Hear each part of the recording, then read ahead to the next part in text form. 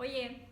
Quando você vê convites pela internet, tanto quando você vai comprar um convite, vai pensar em fazer um convite, e tá lá escrito as informações técnicas e a gramatura do papel. Você sabe diferenciar o que é uma gramatura boa de uma gramatura não tão boa? Sabe quando é que a gente utiliza uma gramatura de 125, uma gramatura de 180, 250, 300? Então, no vídeo de hoje eu vou te explicar um pouco, te dar uma introdução sobre o que é essa tal da gramatura dos papéis e quais são as melhores gramaturas para a gente trabalhar nos convites. Então, vamos lá. Aqui na Laços e Rendas eu trabalho basicamente com duas gramaturas, que é a 250 e a gramatura 120.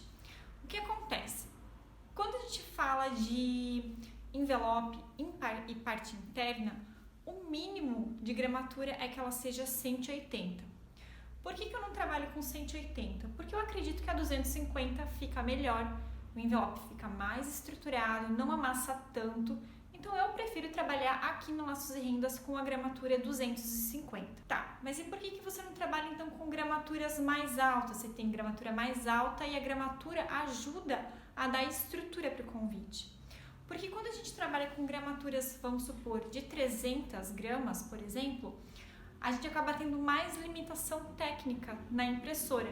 Então, para não ter nenhum problema, eu prefiro trabalhar com papéis nessa gramatura 250. Um outro ponto é que quanto maior for a gramatura do papel, o vinco desse envelope, desse convite, precisa ser bem feito para que o papel não quebre na hora da dobra. Então, aqui já por experiência, eu sei que a gramatura 250 é uma gramatura que funciona. Outro ponto é com relação aos papéis então de menos gramatura que eu falei que a gente tem aqui também, que é a gramatura 120. Por que eu tenho então gramatura 120 se seria um papel mais mole? Bom, a gramatura 120 eu trabalho quando a gente vai fazer forro. Então, se eu tenho um papel grosso e uso um outro grosso no forro, pode acontecer essa quebra do papel, porque ele fica muito grosso para a gente fazer a volta da dobra, se for um envelope no caso, né, que vai a forração por dentro. Então eu prefiro trabalhar com papel que tem uma gramatura um pouco menor, para que essa lombada, essa volta ali da aba do envelope acabe ficando com uma qualidade mais bonita. Um outro papel que eu utilizo uma gramatura menor é o papel translúcido. Por que acontece?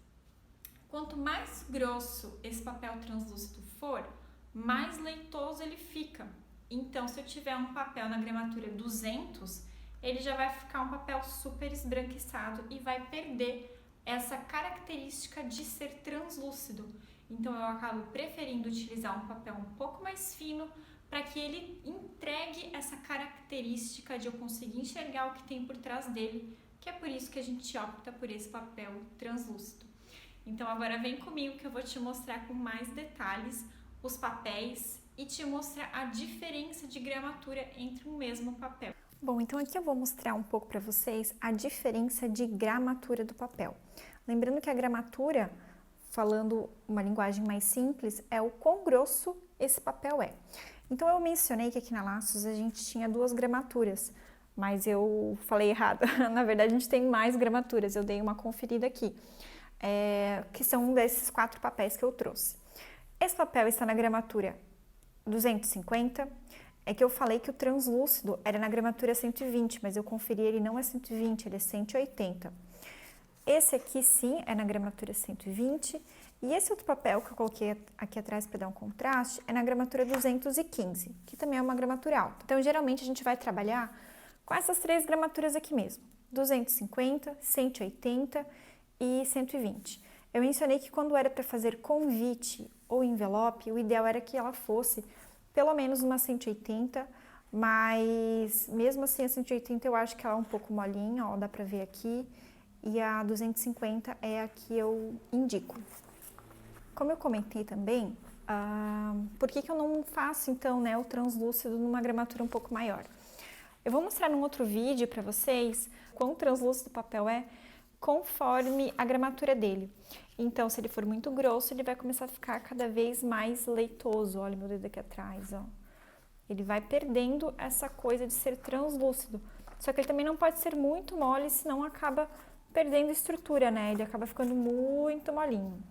E eu mencionei que eu trabalho com o 120 para os forros, porque o que acontece? Quando é forro, nós vamos acoplar 2 papéis. E se eles forem os 2 muito grossos, quando eu for fazer a virada da dobra do envelope, pode acontecer de romper o papel do outro lado do envelope. Então, por exemplo, essa parte aqui, né, da dobra, ela acaba quebrando mesmo, ela acaba se abrindo, rasgando, né, se ela é muito grossa. O que eu quero mostrar é o seguinte, esses 2 papéis aqui são o mesmo papel, porém esse está na gramatura 120 e esse está na gramatura 250. Percebam a diferença, ó, de um papel para o outro. Então, quando a gente está falando de convite interno e esse papel é muito molinho, o que acontece é que se eu seguro ele assim, ele já cai, né? Ele já quebra. Sendo mais grossinho, não acontece. Então, por exemplo, esse aqui já é um papel que ele fica mais mole, ó. Ele não tem essa estrutura por conta de não ter a mesma gramatura que esse outro. Então, aqui está a dica de qual gramatura vocês devem observar quando vocês forem fazer os convites. 120 é muito baixa para a gente fazer tanto envelope quanto parte interna.